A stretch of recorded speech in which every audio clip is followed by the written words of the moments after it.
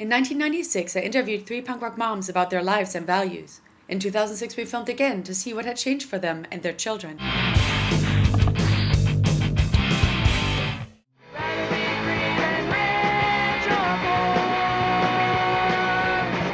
Don't make them anymore, then they're classics. I'm learning to be more money someday.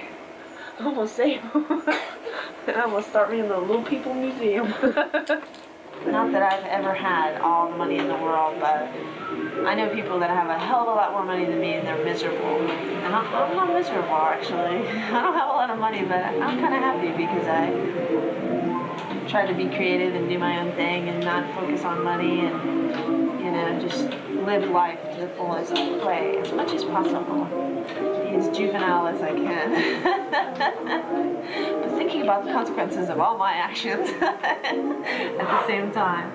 I think I more so felt back then that money was evil and, to desire a lot of money is kind of an evil thing, or it's not good, and it's not going to make you happy. And now I feel like I have a little more mature view in that it's not a bad thing to desire money, to have things to make you comfortable, and you don't have to do evil things or be an evil person in order to have that. You can be your good person and help people out and be kind and still desire to live in a way that's not struggling day by day. But it doesn't equal happiness. There are so many other things in life that are so much richer. Playing with my kids and things like that are so much more rewarding and fulfilling. I could never work a 40-hour week and barely see my children in order to make a little more money to have a nicer house or a nicer car. It's totally not worth it to me. You realize whoa, I'm 28 and my friends are buying houses, and well, do I want to be left behind? Yeah. Do I want to be the only renter, the only person who has no equity? No, there is this sort of peer pressure that we've always sort of, we are involved in a culture as much as we think that we're all independent and stuff. Yeah.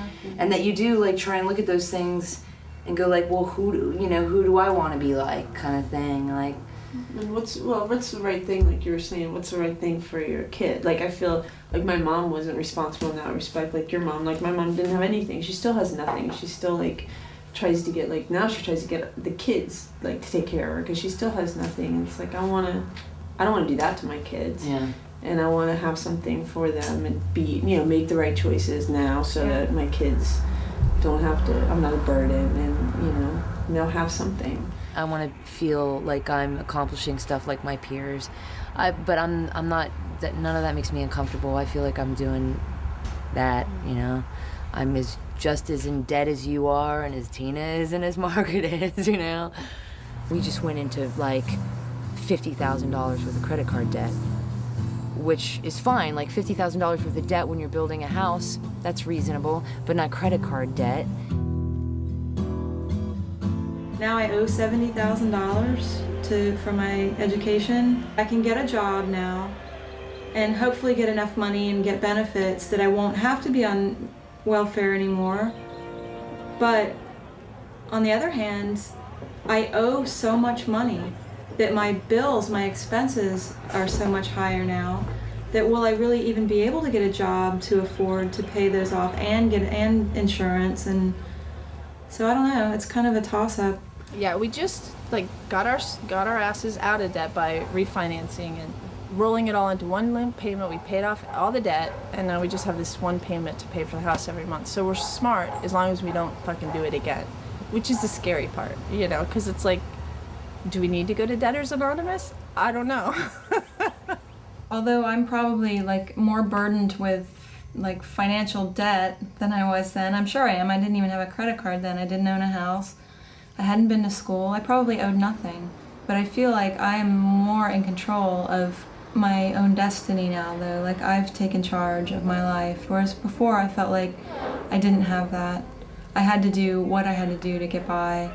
Sort of the ultimate freedom, individual freedom anyways, is to be as empowered in your own life as you can be. Do